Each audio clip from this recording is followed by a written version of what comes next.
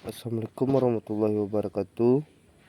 Perkenalkan, nama saya Saidina Maulana, NIM 21136025, Prodi Geografi NK, Departemen Geografi, Fakultas Ilmu Sosial Universitas Negeri Padang.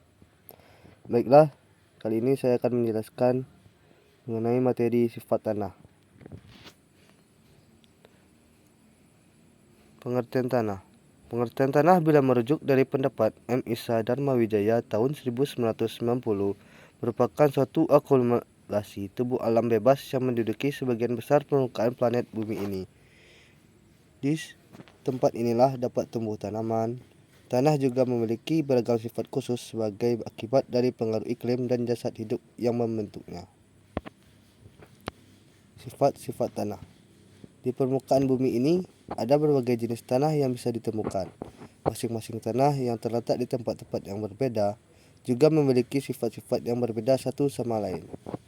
Sifat-sifat tanah ini dibedakan dalam beberapa golongan, yakni sifat fisik tanah, sifat kimia tanah, dan sifat biologi tanah. Sifat fisik tanah. Sifat fisik dari tanah meliputi beberapa hal. 1. Tekstur tanah. Tekstur tanah merupakan perbandingan dari partikel debu, pasir, serta lempung dalam suatu massa tanah.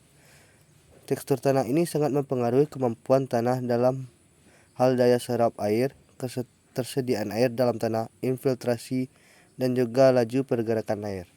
2. Struktur tanah. Struktur tanah adalah susunan atau pengikatan dari butir-butir tanah yang membentuk agregat tanah dalam berbagai bentuk, ukuran, serta kemantapannya.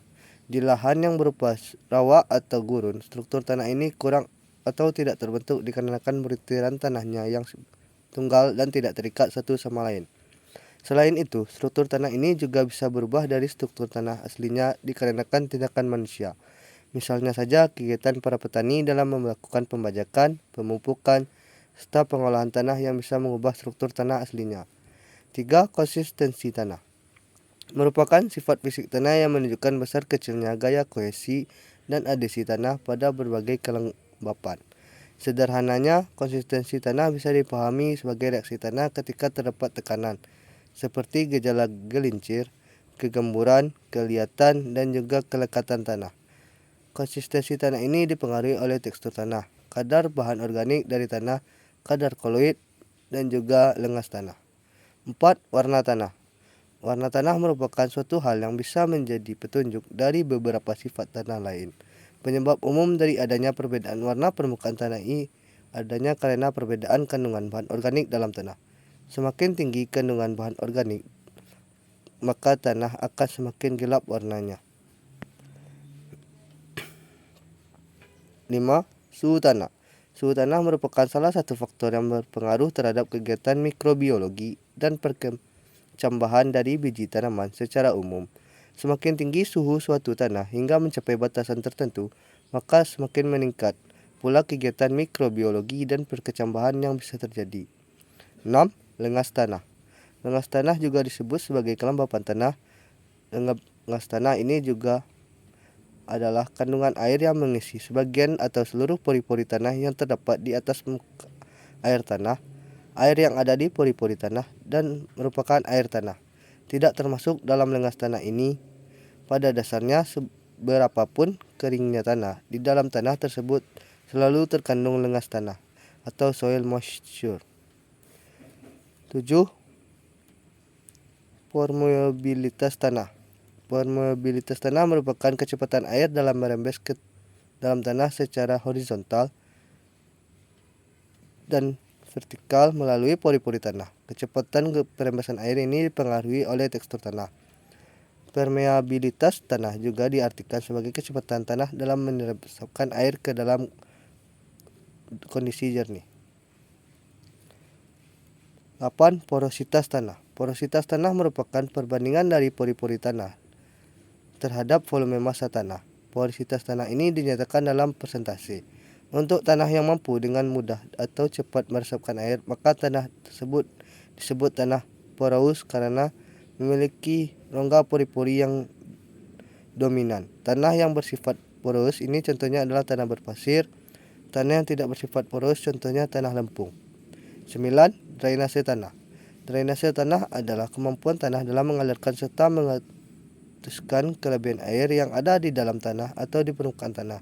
Tanah yang memiliki drainase buruk akan menyebabkan air cenderung mengendap. Untuk mengatasi hal ini, pada tanah tersebut perlu dibuat saluran air. Hal yang dapat mempengaruhi terjadinya genangan air ini diantaranya adalah topografi tanah, air tanah yang diangkal, dan curah hujan. 2. Sifat kimia tanah. Sifat kimia tanah terdiri dari 1. Bahan organik. Bahan organik tanah ini terdiri dari sisa-sisa tanaman serta hewan yang ada di dalam tanah. Pupuk hujan, pupuk kandang, kompos, kotoran, dan lendir cacing, serangga, serta binatang-binatang besar lain. Kandungan bahan organik tanah bisa dikenali dari warna tanahnya. Tanah yang di dalamnya mengandung bahan organik relatif tinggi akan memiliki efek warna tanah coklat hingga hitam. 2. Unsur hara. Unsur hara merupakan unsur kimia yang diperlukan oleh tanaman untuk tumbuh. Unsur hara yang disediakan oleh tanah ini dimanfaatkan oleh tanaman sebagai bahan makanan atau nutrisi.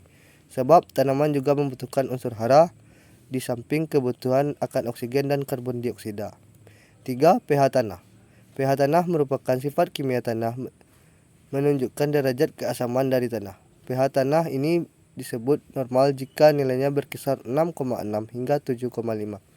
Pada pH tanah inilah seluruh unsur hara tanah yang penting seperti nitrogen tersedia dengan baik.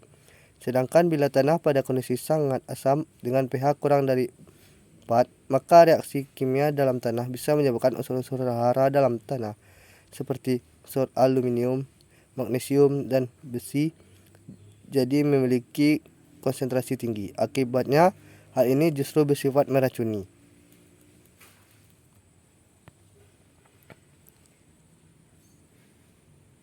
3. Sifat biologi tanah.